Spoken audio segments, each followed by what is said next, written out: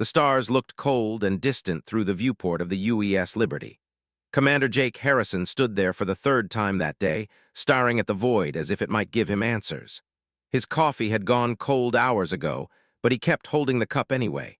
It was something normal to grip when everything else felt like it was falling apart. "Commander," Lieutenant Amy Rodriguez called from the comms station.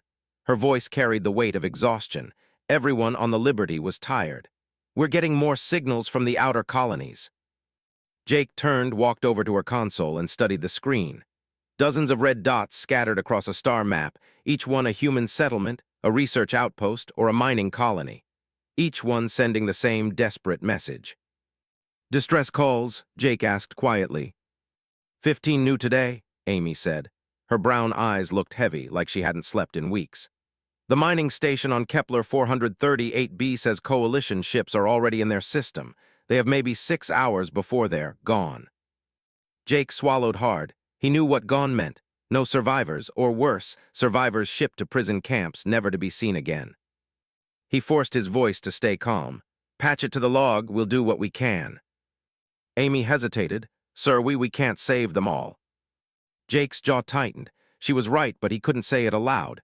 Every human they failed to save was another voice silenced forever, another family erased. The bridge doors opened.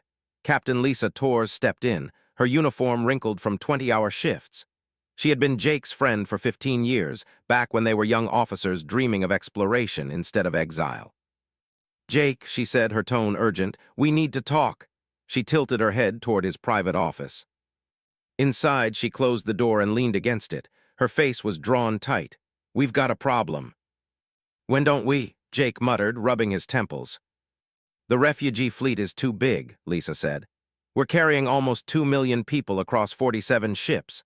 Food processors are breaking down. Life support is overloaded. The children are getting sick first. We can't keep this up." Jake stared at her, the number hitting him all over again. 2 million souls, all that remained of humanity's scattered colonies. There had been more once, 3 million, maybe more, but the Coalition moved faster than they expected, faster and with more hatred. "We need to reach Earth soon," Lisa pressed. "Really soon. Some of the smaller ships won't make another month." "How long?" Jake asked. 2 weeks if we push the engines, 3 if we play it safe." Jake exhaled slowly. "Earth hasn't had this many people in a century. Where are we supposed to put them all?" "That's your job to figure out," Lisa shot back, though her tone softened after. "The people trust you, Jake. They'll follow you, but we need a plan." A knock interrupted them. Amy Rodriguez poked her head inside. "Commander, we're getting a transmission from Admiral Cathal's fleet, Coalition enforcement." Jake's stomach sank. Cathal, the Zapirian who had voted loudest for humanity's exile. Cold, logical, ruthless. "What does he want?" Jake asked. Amy's expression was grim. "He's demanding we surrender our military vessels and advanced tech. Says humans can't be trusted with weapons, even in exile." Lisa's face went red with fury. "Like hell we will. Those weapons are the only reason pirates haven't picked us apart." Jake raised his hand to calm her. "Tell the Admiral we're peaceful refugees seeking sanctuary in our home system. We won't threaten anyone. But," his voice hardened, "we will not surrender the ability to protect innocent lives." Amy nodded and hurried out. Lisa paced like a caged predator. "They're not going to let this go, Jake. The Coalition spent 2 years branding us dangerous, unpredictable, too violent to live among them. They're not going to wave goodbye." "I know," Jake admitted. He moved back to the viewport. Outside, the refugee fleet drifted in a loose formation. Haulers, liners, research ships repurposed to carry survivors. Each ship carried its own story of flight and loss. Each one looked to him for leadership. The door hissed open again. Dr. Peter Collins, the chief science officer, entered with a data pad. Thin, gray-haired, brilliant, he had devoted his life to studying alien cultures. Now those cultures had exiled him. "Commander," he said, dropping heavily into a chair, "I've been analyzing the Coalition's decree. They're afraid of us, more afraid than we realized." Jake frowned, afraid. "The vote wasn't close," Collins explained. "Every single member species agreed, even those we cured of plagues, even those we saved from disasters. No species has ever been exiled in 300 years of galactic history. We're the first. That should terrify you." Jake did feel terror, but also anger. Humanity had given the galaxy so much. Medicine, art, engineering miracles, and yes, they had brought their history too: wars, stubborn independence, refusal to bow. Now that defiance had brought them here. 2 million refugees flying toward a small blue planet that most of them had never seen. Jake straightened. Amy, open a channel to the fleet. A moment later, her voice came through the intercom. Channel open, sir. Jake stood in the center of the bridge, staring out at the stars as he spoke. This is Commander Harrison to all ships. In 2 weeks we'll reach Earth. Many of you have never been there. Some of you are afraid of what we'll find. But hear this, we are not just refugees running from something. We are pioneers returning home with everything we've learned among the stars. He paused, letting his words settle. The aliens think we're too dangerous for their perfect galaxy. Maybe they're right. Maybe we're too stubborn, too independent, but those same qualities are what saved every person in this fleet. They're what will help us build something new on the world where humanity began. Hold fast. We are almost home. Silence followed, heavy with emotion. Then a wave of responses began flooding in: affirmations, cheers, sobs of relief. For the first time in months, Jake let himself believe they might survive this. Then Amy's voice cut in again. Her tone was sharp, urgent. Commander, incoming message from Earth Control. The bridge went silent. Every eye turned to Jake. For the first time since exile began, Earth itself was calling. The main screen flickered to life, and the bridge crew of the Liberty stared as Earth appeared for the first time in years. It was beautiful. The blue oceans sparkled under sunlight, and green continents stretched wider than any human born on a colony had ever imagined. White clouds curled over the planet in gentle swirls, but it wasn't just the Earth they remembered from history vids. It had changed. Orbiting the world were silver rings of stations and construction platforms. They glittered like metallic jewelry around the planet, evidence that the humans who had stayed behind hadn't simply survived. They had rebuilt. My God, Captain Lisa Torres whispered, stepping closer to the viewport. How many people are down there? Dr. Collins raised his scanner, eyes narrowing. Approximately 800 million, stable for decades. They've spent their lives healing the world instead of expanding. This is the Earth they dreamed of making after centuries of abuse. Jake swallowed hard. Earth had always been the home that called to him in his dreams, but this Earth was more than that. It was a promise kept. Clean seas, restored forests. Cities powered by the kind of technology the colonies had long abandoned for faster, cheaper, dirtier solutions. But now 2 million desperate refugees were arriving to double that population overnight. Commander, Amy Rodriguez said from her station, we're receiving a direct communication from Earth Control. Administrator Helen Wright herself. Jake nodded, put her through.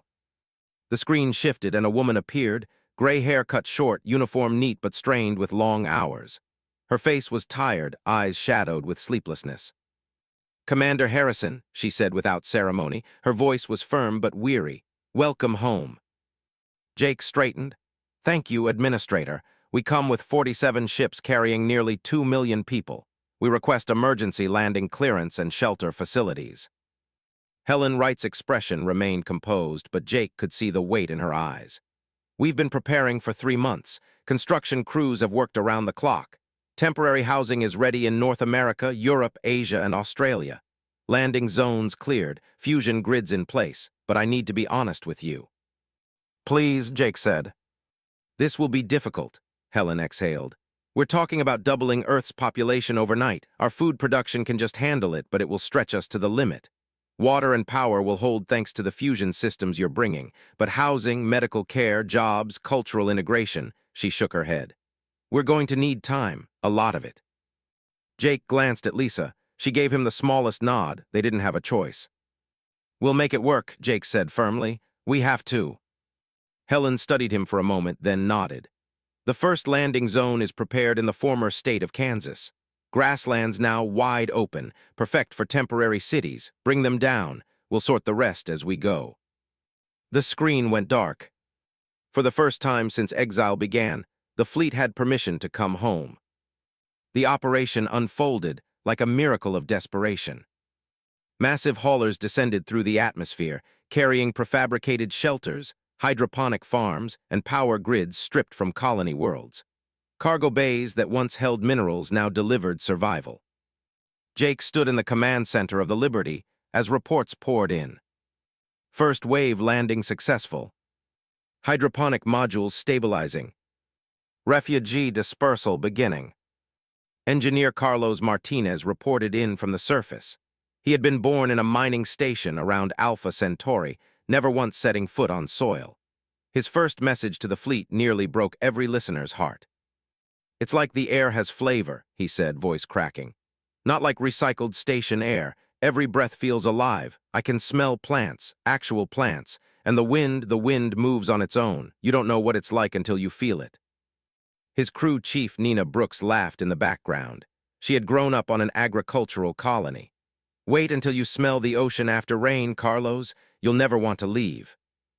The reports came faster now, a flood of human voices rediscovering their ancestral home.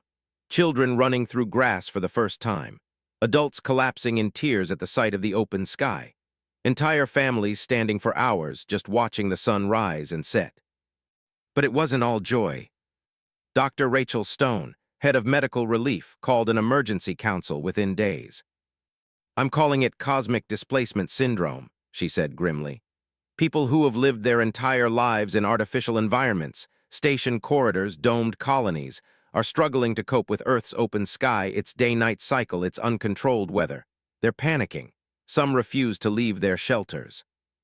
Helen Wright frowned. "How many?" 10% severe, Rachel said. "Another 30% mild.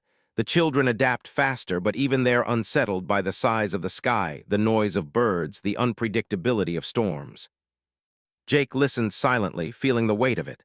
They had saved lives, yes, but survival was only the beginning. Integration was going to be harder than any battle. The resistance came from Earth's original population, too. Senator Kevin O'Brien led protests in New York, London, Lowe's Angels. His speeches spread across media feeds. "We spent a century healing this planet," he thundered to cheering crowds. "Now we're supposed to tear it up again for 2 million refugees. These people abandoned Earth for the stars. Why is it our responsibility to carry their burden now?" His words resonated with some. Food lines grew longer, housing filled too quickly, friction sparked between Earth-born and refugee. But not everyone agreed.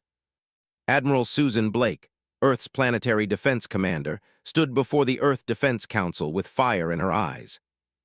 "These aren't just refugees," she said. "These are scientists, engineers, veterans. They've lived among alien civilizations. They've seen technologies we can only dream of. They aren't asking for charity. They're offering to help build something better." And she was right. Colonial engineers began reshaping camps into thriving hubs. Fusion plants powered whole regions. Agricultural specialists grew crops with half the resources Earth farmers used.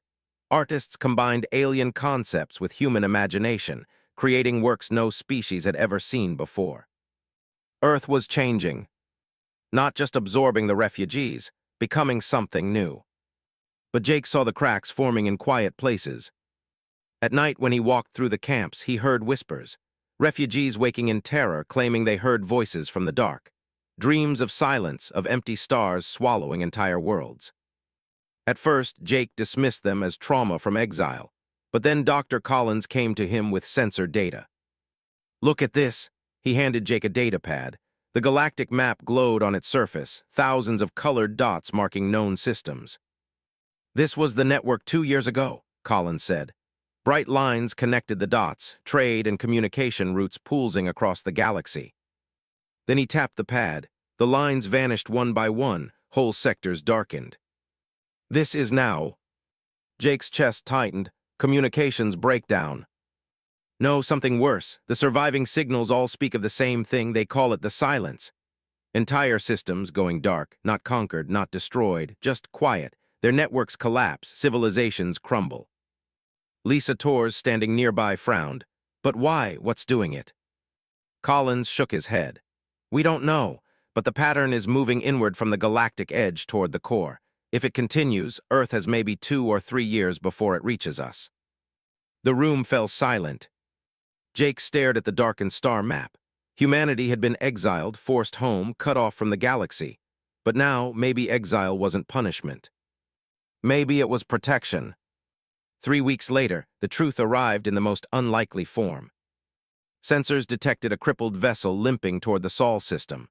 A Zapirian cruiser, the flagship of Admiral Cathal, the very alien who had enforced humanity's exile. The ship was broken, bleeding atmosphere, held together by jury-rigged repairs. Its once-proud crew of thousands had been reduced to fewer than 50. The transmission came through, and the bridge crew of the Liberty froze as Cathal himself appeared on screen.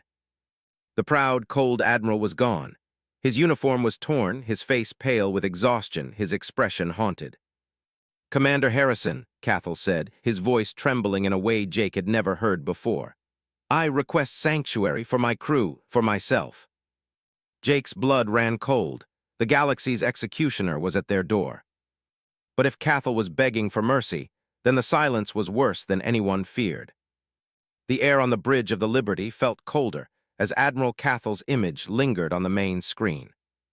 The Zapirian had once embodied everything humanity despised about the Coalition: rigid logic, clinical ruthlessness, the willingness to erase an entire species in the name of galactic harmony. But now he looked broken. His pale blue skin bore lines of exhaustion, and his proud crest was dull, shedding from malnutrition. "Sanctuary?" Captain Lisa Torres whispered, her voice dripped disbelief. "He drove us out, Jake. He hunted our colonies, and now he wants our help." Jake Harrison kept his voice steady. "Admiral Cathal, state your condition." Cathal bowed his head, shame or exhaustion, it was impossible to tell. "My ship is heavily damaged. We carry 43 survivors out of a fleet of 10,000 vessels. The silence consumed my people. Their logic networks, the collective mind that bound us together, have collapsed. They no longer remember how to make decisions without them. They cannot survive." His eyes lifted, meeting Jake, across the vast distance of space. "We are not an invasion force. We are refugees, and we beg for mercy from the species we once condemned." The silence on the bridge was suffocating. Amy Rodriguez muttered, "God help us." Jake inhaled slowly. Every instinct told him this was dangerous. The Coalition had branded humanity as too volatile, too independent. They had enforced exile with Cathal's guns, and yet here stood the executioner, stripped of his armies, begging. Jake's voice came out like iron. "Admiral Cathal, permission granted. Dock under escort, any hostile act, and we'll end you. Understood." Cathal bowed his head again. "Understood." Hours later, Jake stood in the docking bay as the crippled Zapirian cruiser locked onto Earth's defense platform. Marines surrounded the airlock, rifles ready, fingers tense on triggers. The hatch opened with a hiss of stale air. Cathal emerged. Once he had been tall, commanding, an avatar of Coalition might. Now his uniform was torn, his steps weak. Behind him shuffled fewer than 50 Zapirians, their movements uncoordinated, eyes vacant, as if their minds had been stripped of something vital. Lisa muttered under her breath, "They look hollow." Cathal raised his hands. "We come unarmed." The Marines searched them, finding nothing. Jake stepped forward. "Why are you here?" Cathal's voice cracked. "Because Dr. Idai told me where to go. He said Earth was different, that humans might survive where others fall." Jake's chest tightened at the name. Dr. Idai, an Athathuran scientist, once an ally to humanity in the Coalition Council. Reports said he'd vanished when the silence struck his people. If Cathal had heard from him recently. "Tell me everything," Jake demanded. Cathal's haunted gaze fixed on him. "The silence is not a weapon. It is not an enemy you can shoot. It feeds on cooperation itself. It attacks networks, minds, anything that thrives on collective thought. My people, our entire civilization was built on logic webs that bound us as one. When the silence came, those webs dissolved. We became individuals without guidance, without direction. Most simply lay down and waited to die." He shuddered. "I saved what few I could, but they are fragments. My people are gone, Commander, extinct though their bodies still breathe." The words hit the room like a hammer. Collins whispered, "It makes sense. A predator evolved to consume unity itself. No wonder the Coalition feared us. Humanity never depended on networks like that. We've always been able to function alone." Lisa glared at Cathal. "And you exiled us for it. You thought independence was dangerous. Turns out it's the only thing that might save the galaxy." Cathal didn't respond. Perhaps he couldn't. The Emergency Council convened in New Geneva, Earth's new orbital capital. The chamber was crowded with leaders, Earthborn officials, refugee commanders, scientists, engineers, even artists who had become voices of their people. Jake stood at the center, flanked by Lisa Torres and Admiral Susan Blake. Cathal, under guard, waited silently at the edge of the chamber. His presence drew glares and whispers. Grace Kelly, once humanity's ambassador to the Coalition, rose to speak. She had aged sharply since exile, but her eyes burned bright. "We have confirmation now. The silence is real. It has consumed half the galaxy. Entire empires are falling without a shot fired. The Coalition is gone, and Earth is next." Murmurs spread like wildfire. Jake raised his voice. "Not if we prepare. Not if we use what makes us different. Humanity has always been stubborn, independent, able to adapt when others cannot. That is why we survived exile. That is why we can fight this thing." A senator from Earth stood. Kevin O'Brien, the same man who had led protests against the refugees. His voice was sharp. "Fight? With what? Against what? This isn't an enemy fleet. This is some kind of disease of thought. We should cut off all contact, isolate Earth completely, and pray it passes us by." Admiral Blake slammed a hand on the table. "And when it does, when it reaches us and we're unprepared, isolation won't save us. Unity will." "Unity," O'Brien scoffed. "That's exactly what it feeds on." Dr. Collins rose, holding his datapad high. "Not unity as the Coalition defined it, not collective thought, but chaotic cooperation. Humans can think for themselves and still work together. Our systems don't collapse if one node fails. That's our advantage." Jake nodded. "We need to build fleets, defenses, strategies based on independence and choice. Ships that can function alone or together. Soldiers who fight in squads but can act individually if cut off. Networks with no center to destroy." The room went quiet. Cathal stepped forward, guarded rifles rising. He spoke softly, broken pride leaking from his voice. "He is right. You are dangerous, Commander, too dangerous for the Coalition, and that is why you may survive when we did not." The silence that followed was heavy. Then Helen Wright, Administrator of Earth, spoke. "So the question is this: do we hide and hope the silence spares us, or do we prepare to fight and perhaps save more than just ourselves?" Every eye turned to Jake. He knew the weight of that moment. "We prepare," he said, "because hiding never saved humanity before, and it won't now."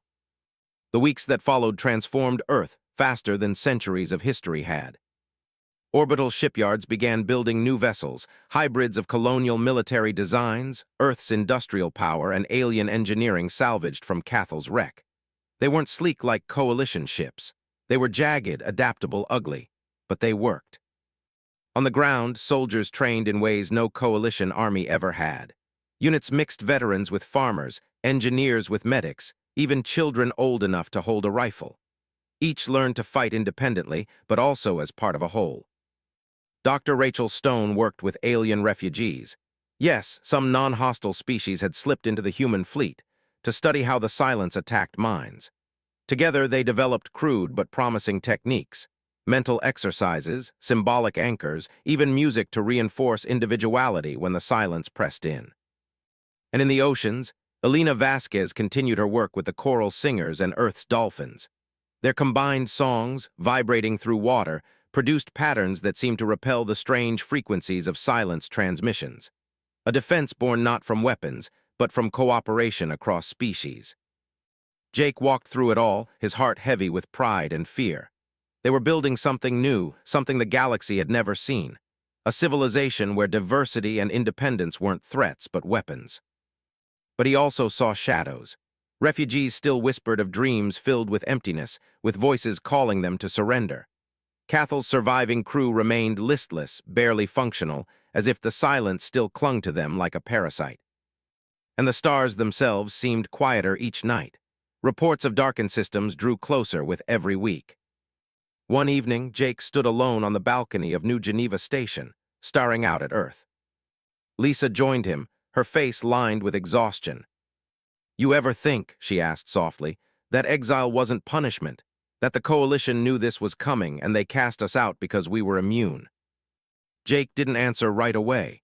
He thought of Cathal, broken and begging. He thought of Idai, sending coordinates before disappearing into silence.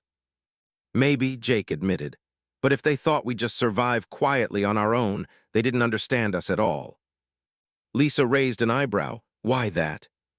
Jake's eyes stayed fixed on the stars. Because if we're immune, then we're the only ones who can fight back. Before Lisa could answer, an alarm blared through the station.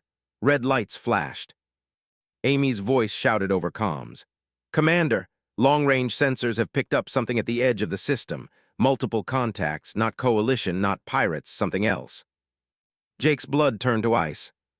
The silence had found them. The alarm echoed through New Geneva Station, vibrating in Jake Harrison's bones. He sprinted to the command deck with Lisa Torres at his side. Around them, corridors filled with rushing soldiers, engineers, and scientists, all bracing for the unknown. On the bridge, Amy Rodriguez's hands flew over her console. Her voice was taut with urgency. Commander, I've got 6 contacts entering the system from the outer rim. Their signatures don't match anything in coalition databases. They're strange. How strange? Jake demanded. Not mechanical, not biological, something in between. Amy swallowed hard. They're crystalline structures, each one over 2 kilometers long. They're pulsing with energy patterns that look like songs. Dr. Collins leaned closer, staring at the data feed. His voice was hoarse. That's them, the silence. Jake's jaw tightened. He turned to Admiral Susan Blake, who had arrived moments earlier, her uniform sharp despite the fear in her eyes. Raise the fleet, Jake ordered. Get every defense platform online. I want fighters in formation. But no one fires until we understand what we're looking at. Blake nodded sharply. Aye, Commander. Minutes later, Earth's orbit blazed with activity. Defense platforms powered up rail cannons and missile silos. Newly built hybrid warships, ugly but resilient, launched from orbital docks. Civilian ships scattered to safe zones behind the moon. Jake stood at the tactical holodable as the 6 crystalline vessels drifted inward. Their surfaces shimmered with iridescent light as though alive. They didn't maneuver like ships, no thrusters, no engines, but slid silently through the void as if space itself carried them. Open a channel, Jake said. Amy's hands trembled. Sir, I don't know if. Do it. A moment later, the comms crackled. A sound filled the bridge, not words, but layered tones, a haunting chorus of voices woven into harmony. It was beautiful and terrible all at once, resonating in the chest like a heartbeat too loud. Crew members clutched their heads, a few cried out, one collapsed. Rachel Stone's voice burst over comms from the medical deck. Commander, that frequency is destabilizing neural patterns. It's stripping away individuality. Jake gritted his teeth. Cut the channel. The sound ended, but the damage was clear. Those who had collapsed twitched, murmuring nonsense, their eyes glazed. Lisa swore under her breath. It's trying to overwrite us. No, Collins corrected grimly. It's trying to unify us, make us part of the silence. The silence ships advanced. Energy pulsed from their crystalline cores, sending ripples across Earth's defensive grid. Admiral Blake barked orders. Hold fire, shields up, pattern scatter formation. Jake's mind raced. A direct confrontation could wipe them out, but retreat wasn't an option. Send out the Valkyrie squadron, Jake ordered. But no central coordination, each pilot acts independently, no comm links. The squadron launched, a dozen sleek fighters swooping through space like birds scattering from a predator. The silence pulsed again, a wave of soundless pressure rippling across the void. Ships caught in tight formations staggered, their systems faltering. But the Valkyrie fighters, each operating on its own, dodged effortlessly. They struck from different angles, firing rail slugs into crystalline hulls. The results were shocking. Where human weapons struck, the crystals didn't shatter, they resonated, absorbing the energy. The silence ships shimmered brighter, as though feeding on the attack. Damn it, Lisa hissed. We're making them stronger. Not all weapons, Collins muttered, studying the readouts. Look at the Valkyries. When they fired in sequence, the ships absorbed it.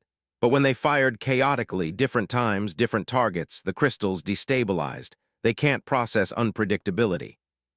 Jake seized on it instantly. Spread the order, no patterns, no coordination. Everyone fights their own way. Blake hesitated, then nodded. All units fight messy, no formations. The battle erupted into chaos. Human warships broke formation, firing at random intervals, charging from wild vectors. Some rammed, others fainted, others drifted until the last second before unleashing volleys. The silence pulsed again and again, trying to impose order, but each attempt faltered. One crystalline vessel cracked, its shimmering body fractured, light spilling into the void. A cheer rose across the comms. "Confirmed kill," Amy shouted. "It's working." But the victory was short-lived. The destroyed vessel's fragments drifted outward, glowing like embers. Then, impossibly, they began to pulse with their own light, splitting into dozens of smaller constructs. Lisa's face went pale. "They don't die, they divide." Jake slammed a fist on the console. "Then we keep them unstable, break them faster than they can split." The fight turned savage. Human ships darted like wolves, tearing chunks from the crystalline giants, forcing them to fracture into smaller, weaker pieces. But every fragment still pulsed with deadly resonance, broadcasting waves that rattled human minds. On the medical deck, Rachel Stone fought to stabilize the wounded. "They're losing their sense of self, Commander. If this continues, they'll dissolve into nothing." Jake's voice stayed firm. "Find me something, Doctor, anything to hold them together." Her reply was raw. "I might have something, but it isn't pretty." Rachel's team worked with Alina Vasquez in the oceans below. The dolphins and coral singers sang in unison, creating resonance waves that disrupted the silence's frequencies. Broadcast through orbit, the sound was harsh, discordant, but effective. The silent ships faltered, their pulses stuttering as if confused. For the first time, they recoiled. Cheers erupted across the fleet. Jake gripped the console. "Push them back, don't let them regroup." The hybrid fleet surged forward. Ugly, jagged warships battered crystalline hulls with unpredictable attacks. Fighters darted in wild spirals. The ocean song roared through space. One by one, the silence vessels cracked apart. Their fragments, instead of splitting further, went dark, snuffed out by the resonance. At last, the surviving fragments drifted away, vanishing into the void. The system was safe, for now. The aftermath was brutal. Hundreds dead, thousands injured, entire squadrons lost. Yet Earth had survived the first encounter with the silence, something no other civilization could claim. Jake stood in the council chamber hours later, face grim. Around him sat Earth's leaders, refugee representatives, scientists, soldiers. Cathal watched silently from the corner, shame etched into every movement. Admiral Blake reported, "Our forces proved effective when decentralized. Chaos is our shield. But this was only 6 ships. If the silence comes in force, hundreds, thousands we won't hold." Collins added, "The coral singers and dolphins gave us a weapon, but it's local. We can't project it across the stars." Lisa looked at Jake. "So what do we do?" Jake's voice was steady, but his heart pounded. "We take the fight to them." Murmurs erupted. Senator O'Brien shot to his feet. "Insanity. We can barely defend ourselves here and you want to attack." Jake slammed his fist on the table. "If we wait, they'll consume us. If we strike, we might disrupt them, learn how to stop them for good. Hiding didn't save Cathal's people. It won't save us." The room quieted. Grace Kelly leaned forward, her voice soft but unyielding. "Commander Harrison is right. The Coalition exiled us because they feared our independence. That independence may be the galaxy's last hope. But to use it, we'll need more than survival. We'll need an alliance." Jake turned to her. "With who? The Coalition is gone." Grace's eyes glinted. "Not gone, scattered. Survivors still exist. Cathal's crew, Athathuran remnants, Draknari clans. If we can unite them under Earth's banner, not through control, but through choice, we may stand a chance."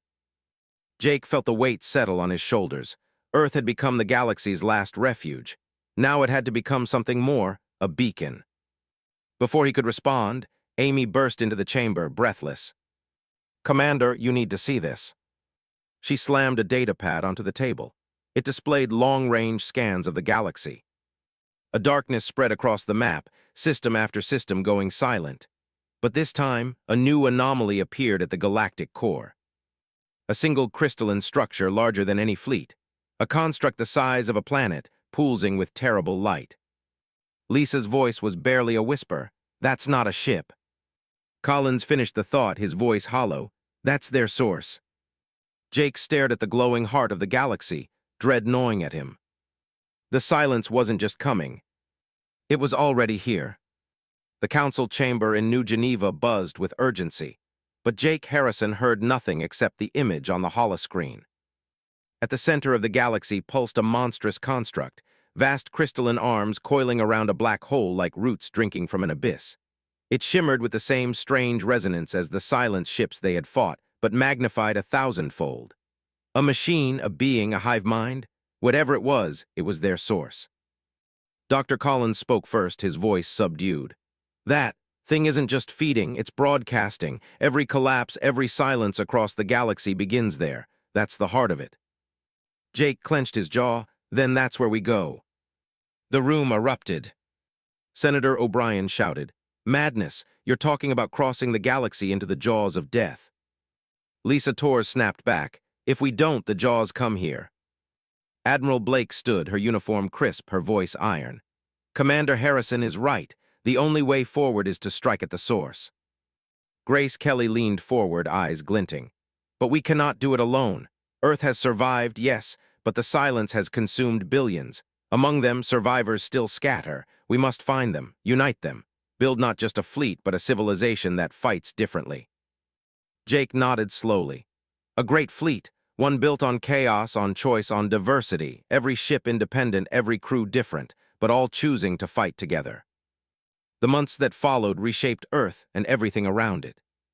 Orbital shipyards roared with constant activity. Human engineers built frames of steel and titanium, while Draknari refugees added organic reinforcements from their living warbeasts. Cathal's surviving Zapirians, still pale and broken, contributed logic engines stripped of collective ties, redesigned to run on human unpredictability. Athathuran remnants, fragile, translucent beings learning individuality for the first time, designed navigation webs that bent gravity without synchronization. Each ship was a contradiction, a hybrid of dozens of philosophies. They were jagged, mismatched, sometimes ugly, but they worked. Jake stood in one shipyard bay, staring at the first completed vessel. It was massive, a spear of human steel reinforced with alien crystal veins that glowed faintly. Its name gleamed across the hull in bold letters. Unity. Lisa appeared beside him, grease streaked on her cheek from crawling through engine guts herself. "She's a beast," she said with a grin. "Not coalition pretty, but she'll hold together through hell." Jake smiled faintly. "That's what matters." On the ground, training intensified. Earth's defense force became something the galaxy had never seen, a military built not on uniformity, but on difference. Dreary warriors sparred beside human marines, their massive frames clashing like thunder. Athathuran scouts, their once collective minds now struggling with individuality, practiced stealth tactics guided by human mentors. Even young Zapirians, once raised to obey logic algorithms, learned to fight unpredictably, embracing something they called the human way. Rachel Stone worked tirelessly with alien psychologists, developing methods to resist the silence's resonance. Soldiers painted symbols on their armor, carried personal tokens, sang chaotic battle chants before combat, anything to reinforce the sense of self. And in the oceans, Elena Vasquez expanded her work. The coral singers and dolphins now broadcast harmonies across vast underwater cities, training their patterns to disrupt silence frequencies. Their song became a weapon, but also an anthem, played across Earth's calm nets, reminding refugees why they fought. Yet for all their progress, fear lingered. Every week, new reports came of systems going dark. Survivors arrived in broken ships, carrying stories of entire civilizations unraveling into madness. Some were skeletal remnants of proud species, others were children who barely remembered their names. Jake visited the refugee camps often. One night he sat with a young Athathuran girl, her translucent skin glowing faintly in the moonlight.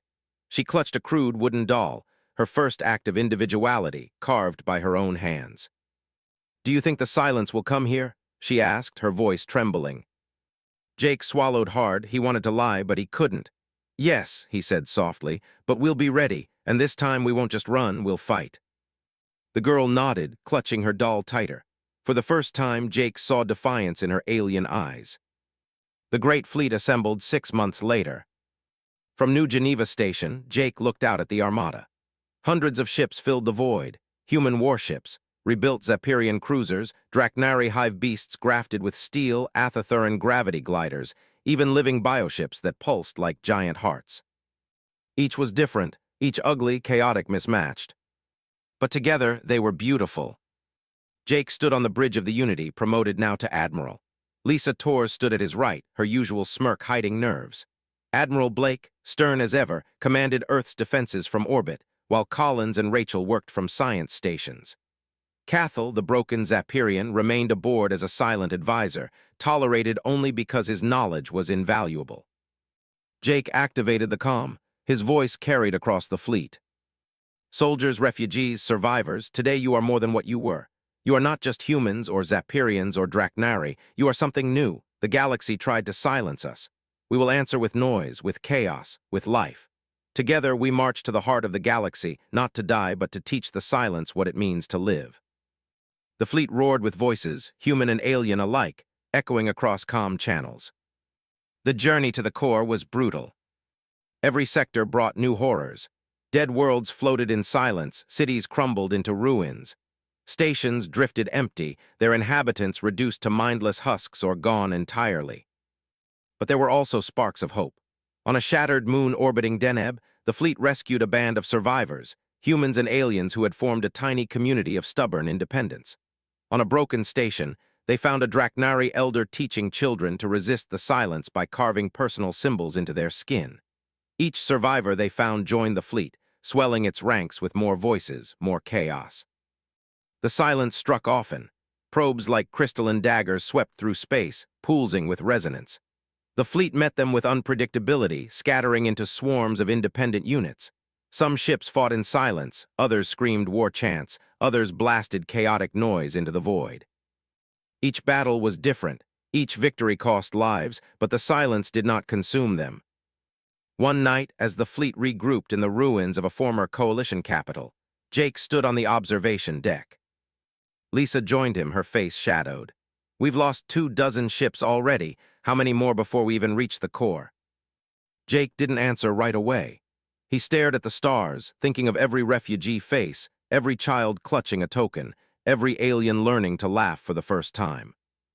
As many as it takes, he finally said. Lisa's eyes softened, but her voice stayed hard. You can't carry all of this alone, Jake. You'll break. Jake's hand tightened on the railing. Then I'll break as long as Earth doesn't.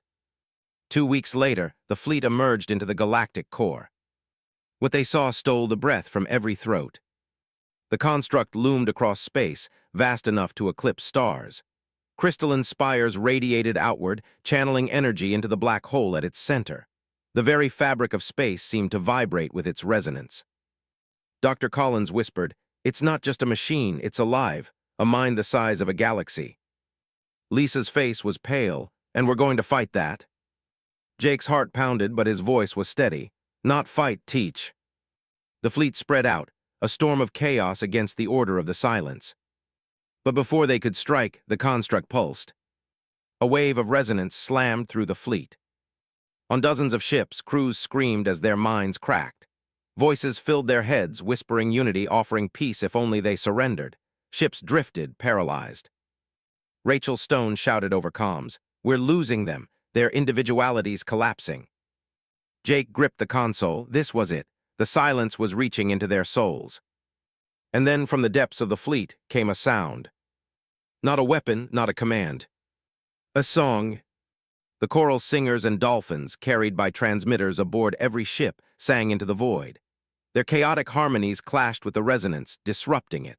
Soldiers screamed their own names, clutched their tokens, shouted their war chants. The fleet roared back with noise, with life, with defiance. The silence faltered. But then the construct shifted, and a single voice spoke directly into Jake's mind. "Human, you are different, and that difference will end us or remake us. Choose." Jake staggered, gripping the railing as the galaxy's oldest hunger whispered in his soul. The voice thundered inside Jake's skull. It wasn't sound, it wasn't language, it was presence. Vast, ancient, and suffocating. "Human, you are noise in a universe of harmony. You are chaos in a galaxy of order. You are the anomaly. You can end us or remake us. Choose." Jake staggered, sweat beading on his brow. Around him, the Unity's bridge flickered with red warnings as the silence's resonance rippled through the fleet. Crew members groaned, clutching their heads. Some whispered nonsense, their individuality slipping. Lisa Torres gripped his arm, pulling him back to reality. Jake, stay with me, what's it saying? Jake forced his breath steady. It knows we're different, it's offering a choice, surrender or something else. Collins's voice cut through the chaos. Admiral, it's not offering peace, it's probing, it's testing you, don't let it in. The voice pressed harder, cold and endless. Join us, end suffering, one mind, one purpose, no more pain. Images flashed across Jake's thoughts. His dead comrades, starving refugees, children crying in the camps. For a moment the temptation clawed at him. No more pain, no more choices, no more responsibility. Then another memory rose, Carlos Martinez on the grass, laughing at the smell of real air. The Athathuran child clutching her doll. Elena's dolphin singing with choral singers in wild, unpredictable joy. Jake growled through clenched teeth, "We'll never join you." He shoved the voice out with sheer defiance. The silence recoiled. But the battle wasn't over. The colossal construct pulsed again, stronger than before. Crystalline waves lashed outward, striking the fleet. Ships buckled. Entire crews screamed as their minds teetered on collapse. Rachel Stone shouted over comms, "We're losing a third of the fleet. They can't hold their identities against this magnitude." Lisa cursed, "We can't outgun that thing. We'll burn out before we touch it." Collins snapped his fingers. "Then we don't fight it with guns. We fight it with noise, with chaos." Jake's eyes narrowed. "Explain." Collins pointed at the construct. "It feeds on unity, on patterns, but we're immune because we thrive in disorder. If we flood it with everything we are, every thought, every song, every contradiction, we could destabilize it, force it to change." Grace Kelly's voice chimed in from the diplomatic cruiser. "Broadcast individuality itself, a storm of minds." "Yes," Collins said, "turn ourselves into the very thing it can't process." Jake hesitated only a heartbeat. "Do it. All ships, open your channels. No encryption, no filters. I want every crew member to scream into the void who they are." The order spread. Across the fleet, humans and aliens shouted their names, their dreams, their grief. Children sang lullabies. Soldiers screamed war chants. Scientists recited equations. Artists broadcast paintings, sculptures, fragments of poetry. Dolphins and choral singers wove harmonies that clashed and collided. The void filled with chaos, with life. The silence shuddered. Its vast resonance wavered, trying to process the flood of contradiction. Fractures spidered across its crystalline arms. Lisa grinned fiercely. "It's working." But then the construct pulsed again, harder, deeper. The shockwave tore through space. Entire ships lost power, drifting dead. A Draknari bioship cracked apart, its living hull screaming as it died. Rachel cried out over comms, "We can't hold this. Our chaos is strong, but it's not enough. It's too big." Jake's fists clenched. His fleet was unraveling before his eyes. Then Cathal spoke. The broken Zapirian stood at the rear of the bridge, silent until now. His voice was low, trembling. "Admiral, I can help." Jake spun. "How?" Cathal lifted his gaze, shame and resolve burning together. "The silence consumed my people because we built everything on logic networks. I still carry fragments of that structure inside me. I can connect us, temporarily, enough to amplify your chaos into something larger, something it can't ignore." Lisa's eyes widened. "You're talking about linking minds, that's suicide." Cathal shook his head. "Not if we do it differently. Not to unify, to multiply, to take every spark of individuality in this fleet and ignite it together." Jake's stomach twisted. Linking minds risked exposing them to the very infection they were fighting. But if Cathal was right, it might be their only chance. He looked at Lisa, then Collins, then the faces of his bridge crew. All battered, all afraid, but all waiting on him. Jake drew a long breath. "Do it." Cathal moved to the console, his long fingers trembling as he connected ancient Zapirian interfaces to human tech. The ship shuddered as the link formed, thin tendrils of thought brushing across every mind in the fleet. Jake gasped as he felt Lisa beside him, not just her voice, but her fierce stubbornness, her hidden fear. Collins's relentless curiosity, Rachel's desperate compassion, the wild joy of dolphins, the alien strangeness of choral singers, thousands of sparks, each unique, flaring inside him. It wasn't unity, it wasn't surrender. It was a storm of selves. The fleet roared as one, but not in harmony, in glorious, defiant contradiction. They hurled their chaos into the silence. The construct convulsed. Cracks raced across its crystalline arms. Its resonance faltered, destabilized by the impossible storm of individuality. Jake felt its voice slam back into him, desperate, shaken. You are noise, you are disorder, you are what we cannot consume. Jake spat the words like a curse. We're human and we don't break. The silence screamed. Its colossal form fractured, shards collapsing into the black hole at its heart. Light blazed brighter than 1,000 suns. Ships rocked in the blast wave. Jake gritted his teeth, holding the storm together. Push harder, don't let up. For a moment, victory felt possible. The silence was breaking. But then, from the heart of the construct, something new emerged. A figure of pure light, humanoid but alien, stepped forward as if walking on the void itself.